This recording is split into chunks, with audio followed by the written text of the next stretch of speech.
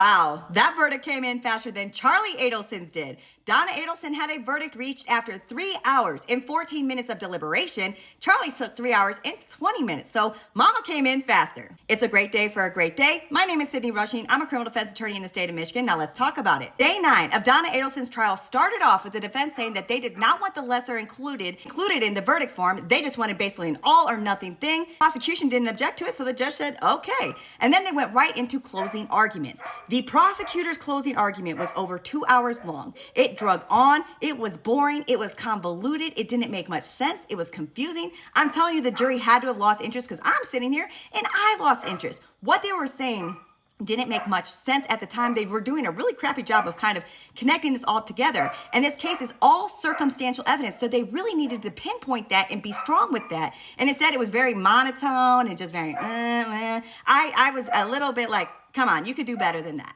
So then the defense gets to come after lunch and they come to the judge saying like, look, we want to introduce this entire calendar. We don't think it's fair that the state is only introducing these 2 pieces because they're misleading the jury with that. They want this whole thing to come in. But guess what? The state admitted both those pieces of the calendar thing into evidence. The defense did not admit the whole thing. They didn't even try to get it in. So the judge is like, there's nothing I can do about this. There's only these 2 things put into evidence. You can't bring that up now, regardless of what you think the state is trying to do. The state introduced those and they admitted them, and you did not admit this entire calendar. You had the choice and you didn't. You didn't even try.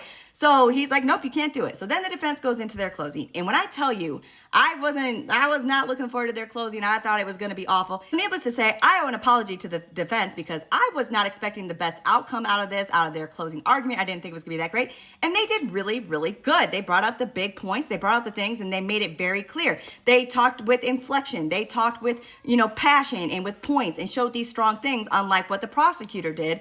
I think they did a great job of pointing out holes and pointing out issues, and really just pointing out like they made this whole case about Charlie and Wendi. Where's Donna in this? Which a lot of the stuff that the prosecutor did talk about had to do with Wendi and Dan's divorce, all the, nitpicky things with that. So I was just like, okay, they're doing great. And then after they closed, the state came back and they only got to have a 7-minute rebuttal. Thank God, because these closing arguments were way too long.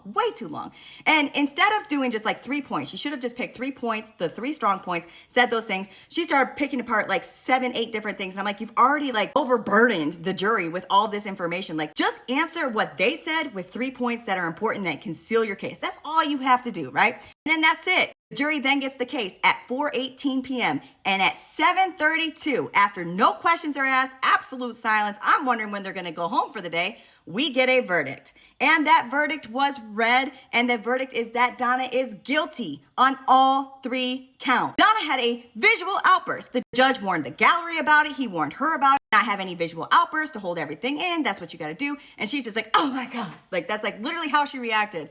And, judge, and he's like going to stop. Then he even pauses for a second, gives her a second to collect herself, brings the jury back in, finishes saying, so then the defense asked for another date for them to come back for her to be sentenced. Technically, with count 1, that's life without parole. That is statutory. There's nothing anyone could do about that. So the judge is like, well, why do we need a PSI if that's what this outcome is? And they're like, well, and this is probably the best argument I've ever heard them make, was that, well, Charlie didn't get sentenced the same day. He was afforded that extra time. So we're asking for that same courtesy. And the judge goes, very well then. Like, yeah, oh my gosh, okay, cool. You finally said something that made perfect sense. But we did have 2 victim impact statements, and they were from Dan's parents, his mom and his dad.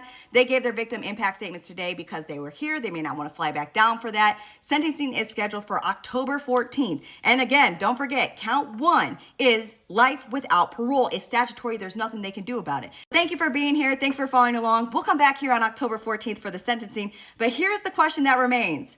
Is Wendi next? Is she next to get arrested? Remember that Donna's warrant went out pretty significantly fast after Charlie's verdict. And who's to say that that's not next for Wendi? Because some of the stuff that came out in this trial was new. And I think now my opinion has changed on whether they're going to charge her. And I think it's much more likely now that Donna has been found guilty. But what do you think? Let me know in the comments.